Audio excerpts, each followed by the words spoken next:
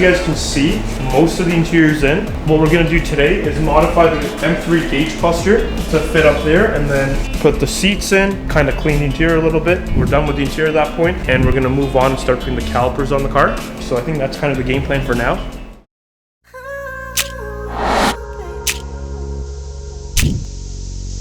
Okay, so up to this one? Yep.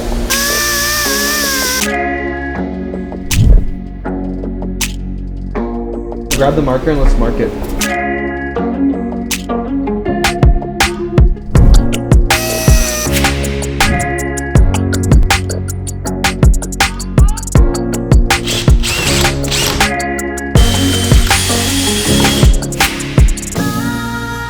Look at that!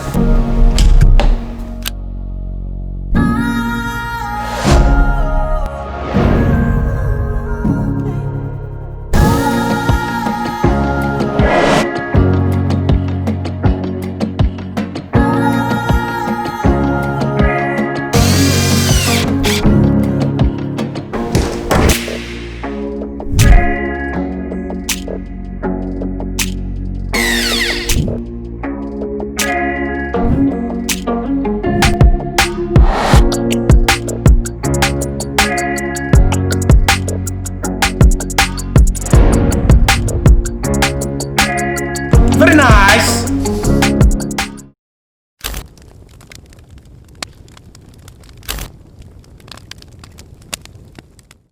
Today's plan is, this is the fuel rail, and we got all our injectors back, so these went away to go get flow tested, cleaned, and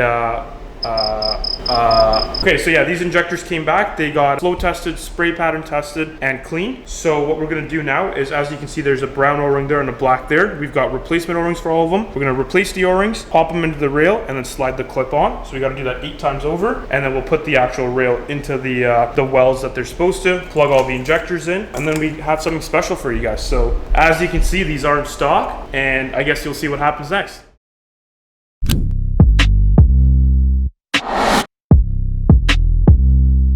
We're just gonna pull the old O-ring off, slide that one out, toss a new one on.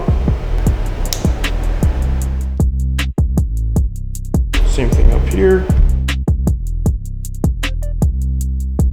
And then the way these work, from what I remember, this rail goes like this. So I think you slide one through. Yeah, it's fully seated, and then you grab one of these clips, and there's a little channel that they run in. So you just slide them on, and there we go, and they're locked in place. So you just have to do that 8 times over, and then we'll slide this in, and we'll show you guys when we get to that step.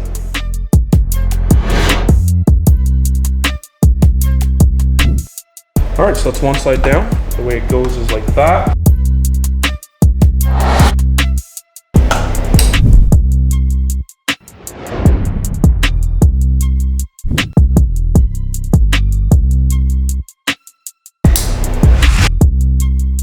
Okay, so as you can see, all the injectors are on, all the clips are in, all the new O-rings are on. Now it's a matter of sliding them into place and putting all the actual electrical connectors on.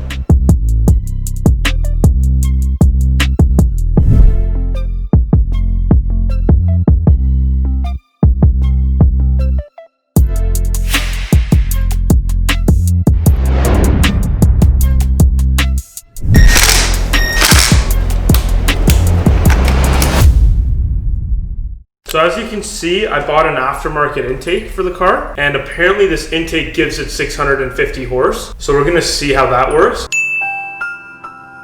As you can tell, the car is gonna be supercharged. What we gotta do now, put the velocity stacks on. So on the underneath, you'll see how there's all these ports. Essentially, you slide one of these on. There's 4 screws holding each of them on. We'll put all of those on. Then we'll take the plenum over, we'll put it on the car, and we'll start putting all the brackets and everything on so we can get the supercharger on.